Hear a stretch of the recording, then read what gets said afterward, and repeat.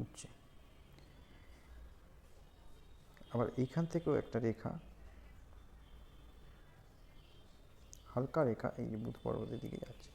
তো এই রেখাকে বিভিন্ন লোক বিভিন্ন নামে বলে, কেউ বুধ রেখা বলেন, কেউ ব্যবসা রেখা বলে, কেউ স্বাস্থ্য রেখা বলে। তো এই রেখা যাদের হাতে থাকবে তাদের জীবনে ব্যবসা করবার মানসিকতা 200% থাকবে।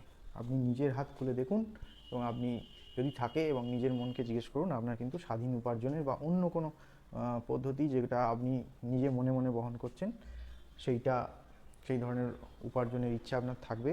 আপনি হয়তো সেই উপার্জনের সঙ্গে যুক্তও আছেন, অথবা না থাকলে আপনার মনে কিন্তু থাকবে, এবং জীবনে একটা না একটা সময় সেই উপার্জনের দিকে আপনি একটু হলেও ঝুঁকবেন।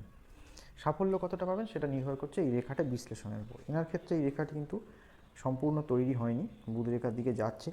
তো এনার কিছু বিজনেস ইনি করেন,